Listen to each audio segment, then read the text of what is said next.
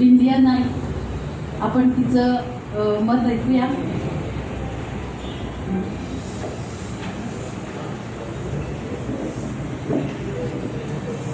नमस्कार. सर्वप्रथम गोमंतकचे फार फार आभार आहे, कारण मला वाटतं लास्ट मी 1999 साली ह्या बिल्डिंगमध्ये आले होते, कारण तेव्हा मी घाशीराम कोतवाल हे नाटक गोमंतक क्रिएशन्सच होतं, कदाचित काही जणांना आठवत नसेल. आणि आता ह्या कार्यक्रमाला मी इथे उपस्थित आहे त्यावेळी मी विद्यार्थी होते, आणि आज ह्या कार्यक्रमाला तुम्ही मला बोलवलं तर त्यामागचं कारण आहे या कालिका बापट. ही माझी खास मैत्रीण आहे, आणि खरं आजचा जो विषय आहे तो बोलायची काही गरजच नाही, कारण एक्झाम्पल इकडेच आहे. जे कालिकांनी केले ते आम्हा सगळ्यांना इथे आज बोलवले, कारण आमच्या सगळ्यांचं जे कार्य आहे तिची दखल तिने घेतली आहे, म्हणून तर हा आज कार्यक्रम घडतोय. मग माध्यम गोमंतक असेल, पण त्यामागचं कारण तूच आहेस. मगाशी नीता मॅडम पण म्हणाल्या की घरूनच सुरुवात करूया. खरं तर मी माझ्या घरून करत नाही, पण this is a general thing what I going to speak. काय होतं की आम्ही लहान मुली असतो, 24 वर्ष झाली की मग आईबाबांना एक काळजी असते की आता आमची लग्न करायला पाहिजे. Is it important?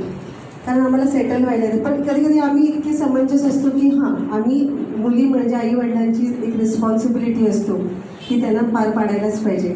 लग्न करून गेल्यानंतर मग सासू तिकडे म्हणते हां, माझी मुलगी लग्न करून दिली आणि चांगला नवरा मुलगा मिळाला आहे, जावई चांगला आहे, कारण माझ्या मुलीला खूप सुखात ठेवतो.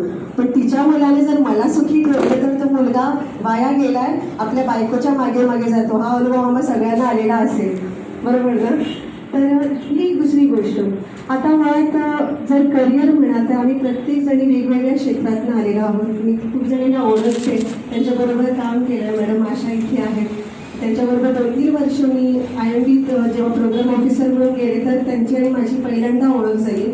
तर मला फार आवडलं की त्यांचं क्षेत्र जरी साहित्यानिक म्हणजे शैक्षणिक असेल, मी पण कुठेतरी कमी पडते, त्यांच्याकडून मला पण शिकायचा अनुभव. आणि मी जे आज बोलते ते मला वाटतं 3 वर्ष IMDत काम केल्यामुळे मला आज असं बोलता येतं, कारण साहित्याकडे खूप जवळ मी गेले फक्त त्यांच्यामुळे. संगीत क्षेत्र आणि मादक क्षेत्र हे विभा आज खूप लहान आहे, पण उंच भरारी घेत आहे. छान वाटतं. जरी मुलगी असली तरी मला अभिमान आहे, कारण माझ्यात मी एक स्त्री असल्याने एक दुसऱ्या स्त्रीला मी ॲप्रिशिएट करते की मी करावं. त्याच्यानंतर तिच्यानंतरची जनरेशन येणार किंवा तिचे कोणतरी उपस्पर्धक येणार, स्पर्धक म्हणजे कॉम्पिटिटर्स येणार, त्यांना ती पण प्रोत्साहन देणार, ती एन्करेज करणार की आपण करावं. तर हां, ती गाते ते गाणं मी पण गाऊ शकले असं, मग मी का गायलं नाही? विभा चांगली गाते किंवा अजून कोणतरी चांगले गातं, वी हॅव टू अप्रिशिएट दिस. ते अप्रिशिएट केल्याने काय होतं की तिला पण प्रोत्साहन मिळतं आणि तिचे जे काही चांगलं झालं ते आपल्याला शिकता येतं. हे आपण करावं. खूप जणांना असं वाटतं की हां, ती आता स्टेजवर जाऊन खूप बोलणार आहे, पण वैयक्तिकरित्या ती तशी आहे का? हा प्रश्न सगळ्यांच्या डोक्यात येतोच, आणि मला पण असतो. मी पण जेव्हा ऑडियन्समध्ये बसते एक प्रेक्षक म्हणून, आताच आम्ही बोलत होतो कार्यक्रमाच्या अगोदर की एरवी आम्ही कार्यक्रमाला बसतो ते गायिका म्हणून एक प्रेझेंट करायला बसतो, परफॉर्मर म्हणून बसतो, पण त्यावेळेला खाली जे प्रेक्षकांमध्ये काय चाललं आहे ते आपल्याला माहीत नसतं. त्यासाठी आपण कधीतरी दुसऱ्यांचा कार्यक्रम बघायला जावं. कधीतरी विभा माझा कार्यक्रम ऐकायला येईल, मी विभाचा कार्यक्रम बघायला जाणार. आता मी कालिकाला म्हटलं चला आपण आज म्हापशाला जाऊन एक छान कार्यक्रम बघून येऊया. तो का बघावा? त्याच्यात ईशा काही नाही, मी स्वार्थासाठीच जाते, मी माझाच स्वार्थ पुरवायला जाते, कारण मला तिथे गेल्यानंतर मला त्यांचं ऐकून मला नवीन काहीतरी शिकता येईल, आणि मी स्टेजवर गाताना मी कुठे कमी पडते याचा अभ्यास मला होतो. त्यामुळे कुठेच क्रिटिसिझम असता कामा नये. क्रिटिसाइज केलं की त्यात काय होतं की मी जरी क्रिटिसाइज केलं तर दुसऱ्या गायिकेने किंवा त्या दुसऱ्या व्यक्तीने ती क्रिटिसिझम म्हणून घेऊ नये, ते प्रोत्साहन म्हणून घ्या. ठीक आहे ना, पॉझिटिव्हली खूप पॉझिटिव्ह व्हा. तिने आता क्रिटिसाइज केलं ना तर तिला दाखवूच, अशा पद्धतीने नको करू. मला कुठेतरी इम्प्रोवाइज व्हायचं आहे, मी कुठेतरी कमी पडते असं ती बोलत असेल किंवा तो बोलत असेल तर मी स्वतःला इम्प्रूव्ह करून दाखवणार. त्यामुळे त्याने क्रिटिसाइज करून त्याला वाईट म्हणू नका, इनफॅक्ट त्याला चांगलं म्हणा, कारण त्याने क्रिटिसाइज केलं किंवा तिनं क्रिटिसाइज केलं म्हणून तरी तुम्ही स्वतःला पॉलिश करू शकलात, तुम्ही स्वतःची क्रिएटिव्हिटी दाखवू शकला. महत्त्वाचं आहे. म्हणजे आम्ही एक साधी म्हण आहे ना, निंदकाचे घर असावे शेजारी, ते चांगल्यासाठी. So take it in a positively. अजून एक गोष्ट मला सांगावीशी वाटते की आमच्या प्रत्येकींच्या घरात मुली आहेत, सुना आहेत, माझी पण सून येणार काही 5-6 वर्षांनी. माझा मुलगा मला नेहमी म्हणतो मला नाही करायचं लग्न वगैरे. मग म्हटलं का, तुझी आता धावपळ बघतो ना मी, म्हणजे त्याला काळजी त्याच्या बायकोची आहे.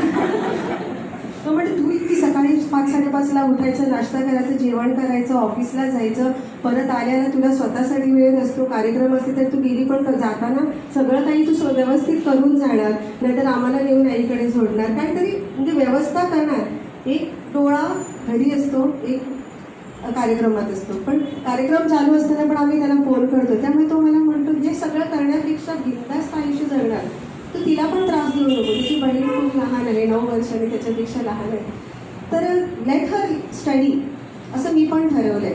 तिला शिकू दे, तिला जे काही करायचं ते करू दे. I will motivate her, I will inspire her. मी तिचं इन्स्पिरेशन बनणार. म्हणजे असं नाही की आता ती 25 वर्षाची झाली, ती चांगली शिकली, ग्रॅज्युएट झाली आहे, मास्टर्स केले आहे, ती मग PhD करेल. नो, तुला जेवढं शिकायचं असेल ते शिक, स्वतःच्या पायावर उभी राहा. आणि त्याच्यानंतर जर तुला वाटलं लग्न करावं असेल तरच तू कर.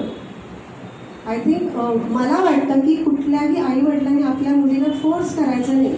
तिला वाटू दे की हां बाबा किंवा आई मी आता लग्न करायला तयार आहे, मला सेटल व्हायचे. मीन्स लग्न म्हणजे मला सेटल व्हायचं आहे, मला स्वतःची फॅमिली पाहिजे.